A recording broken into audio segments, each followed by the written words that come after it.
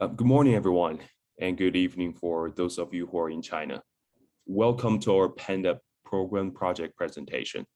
Our presenter, Kevin Yu, who has fully committed to address the 15th goal under the SDGs, Life on Land, will be sharing with us his research.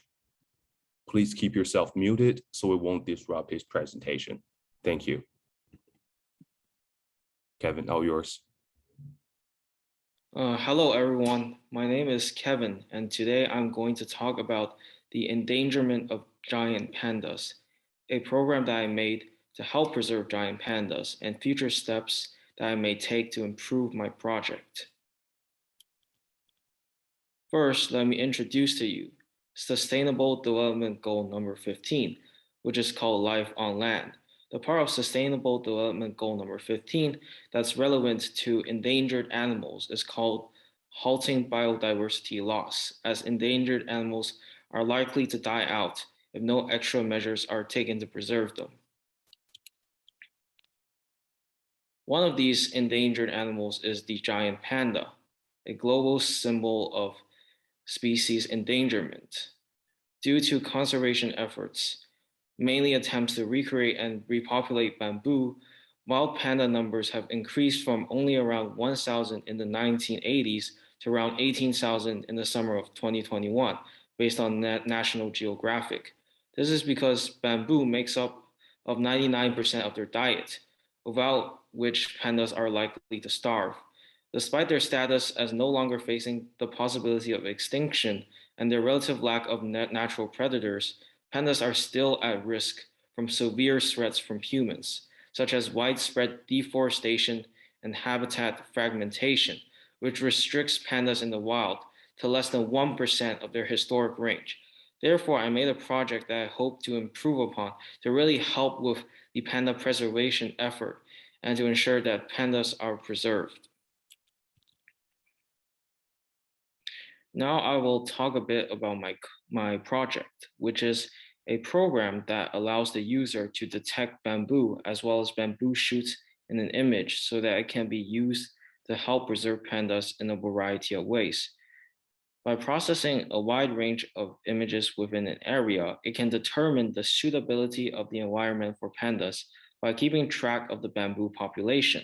It can also be utilized to scan pandas' relatively complete droppings for signs of bamboo and bamboo shoots so that it can tell whether the panda has properly digested its food, as there may be patterns that the algorithm can detect that escapes the human eye. Currently, plant detection in general utilizes the deep learning model, which is what I use for my program. An example of the deep learning model is shown. As can be seen, the deep learning neural network model is composed of multiple layers of convolutional neural networks connected to one or two fully connected neural networks. A question that would then arise is, in general, how many layers of convolutional neural networks is ideal for plant detection? The answer is that there can be as many as you want, but there is indeed a positive relationship between the number of neural networks and the accuracy of the deep learning model, because more layers of networks means more weights to train. However, more weights also means much more stronger hardware is required in order to train, as well as using a lot more time to train. Usually large networks can take months to train, and it also requires tons of training data. Since I lack the tremendous amount of data required to ensure the accuracy of the network, I use the Baidu API, which allows me to directly use its trained deep learning network, allowing the accuracy of my program to be high. Here's an example where I use the code to scan the picture of a banana, and an example of where I use the code to scan the picture of a bamboo.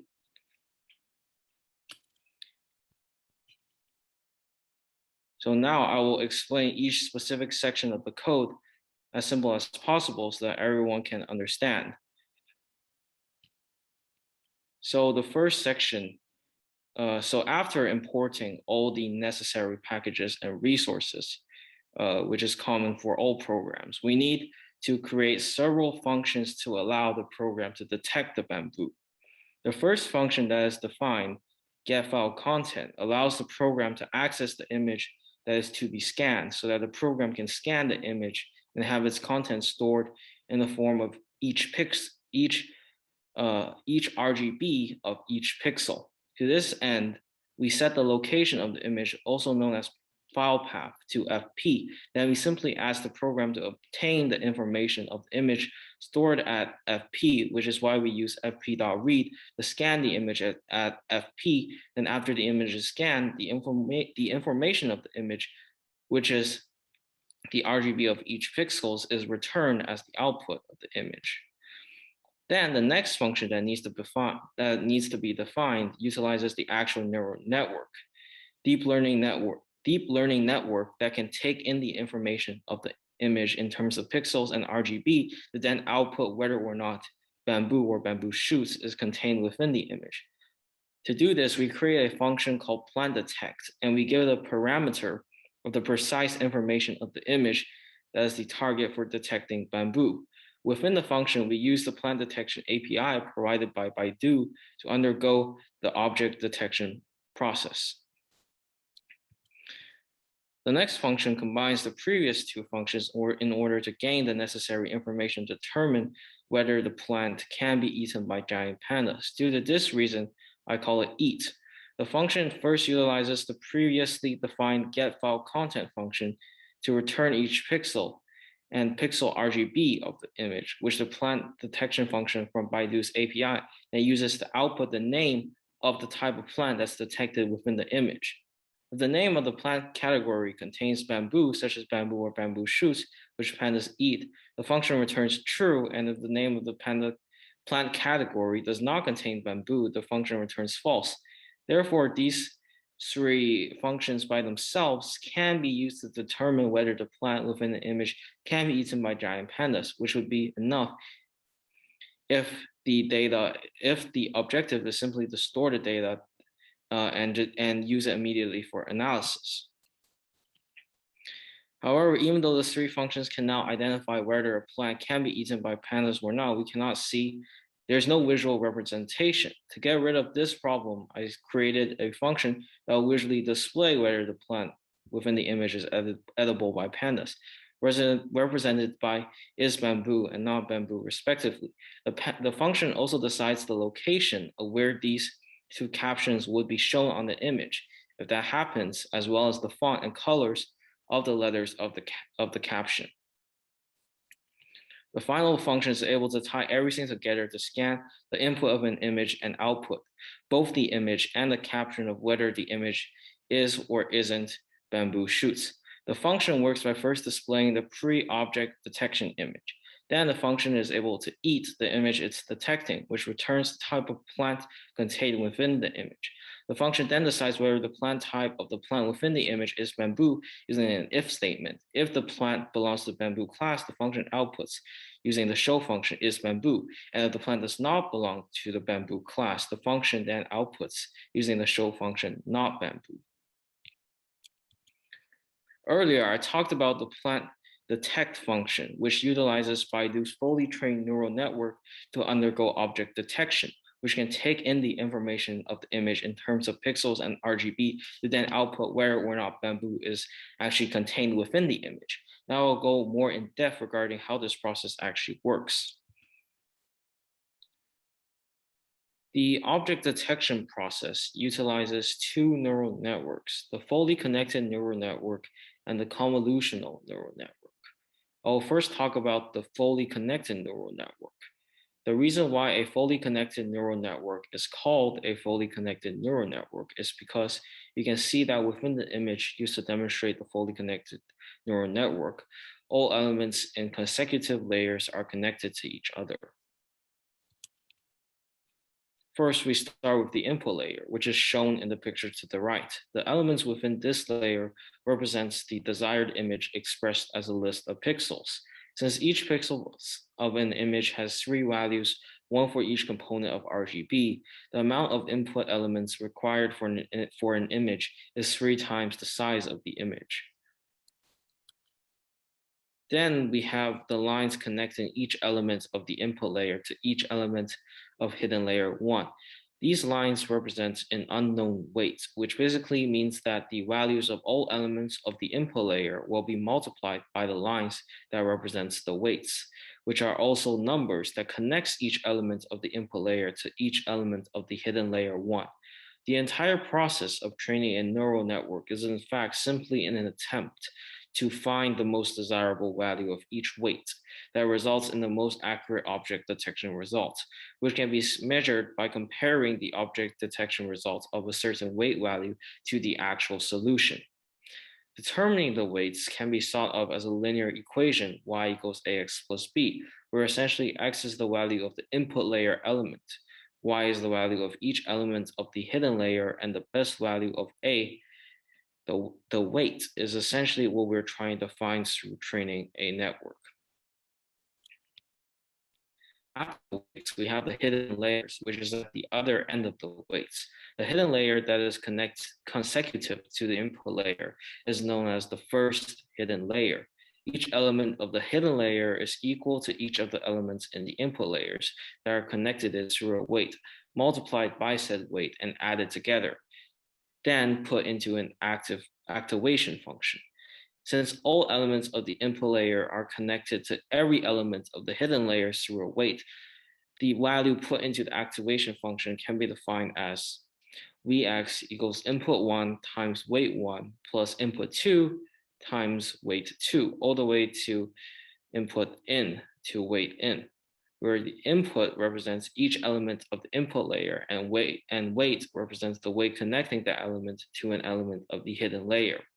This value is then fed into a predetermined activation function as to introduce non-linearity so that the network can more accurately undergo object detection.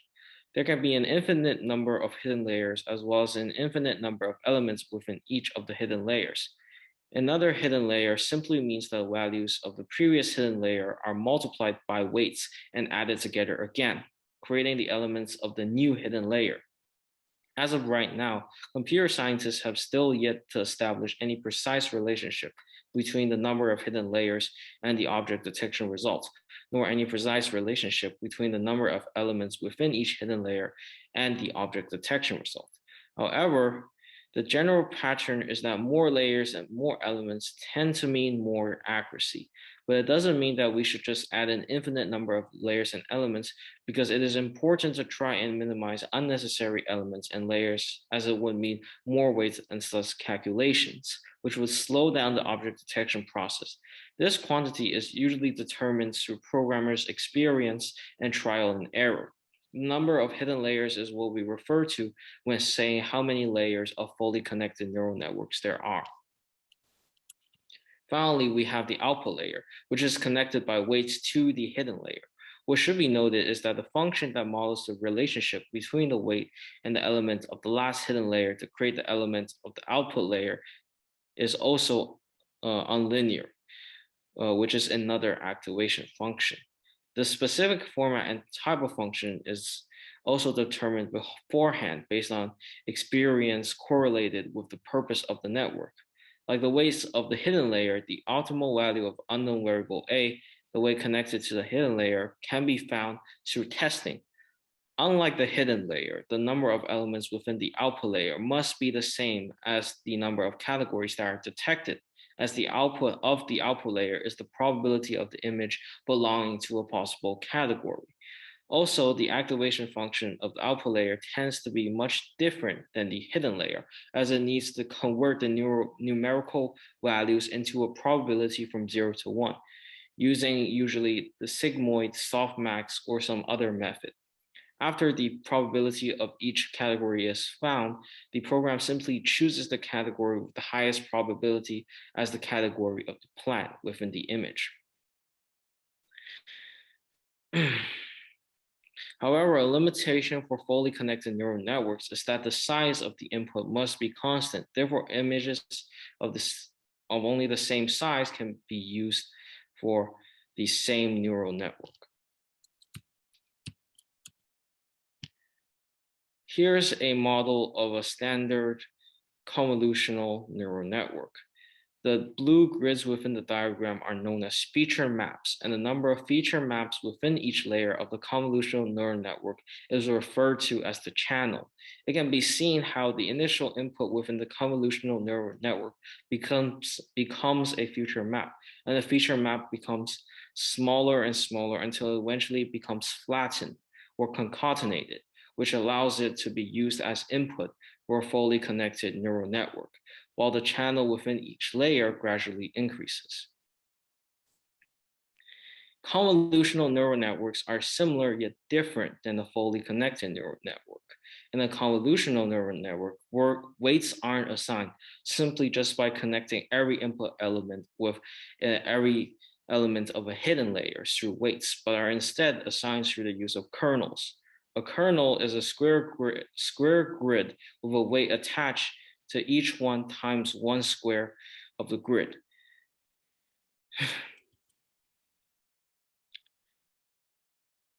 In the animation, the kernel is the pink square and the original picture is represented by the blue square. The kernel is used as such in the animation where the weights of the kernel is used to multiply the corresponding terms of the image from left to right, top to bottom. Every time the kernel is used to multiply some section of the image, a number of elements equal to the area of the kernel is created. These values are then added together to create a value, which is one element of a feature map, similar to an element of the hidden layer of the fully connected decision tree. As of the fully connected neural network. As more values are weighted and added together, a complete feature map eventually forms, such as the yellow feature map on the right. The advantage of weighing inputs using the kernel is that one kernel would utilize the same exact weights to create a feature map from an image or another feature map.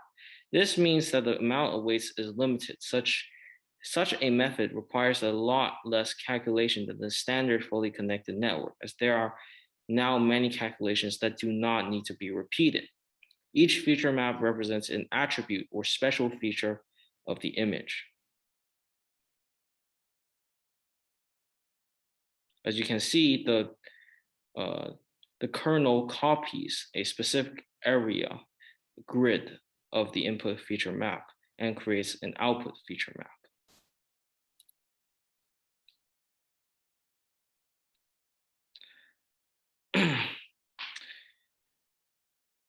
Another important concept that of convolutional neural networks that is needed to understand the relationship between the neural networks in the program is called pooling. And pooling in general is split into max pooling and average pooling.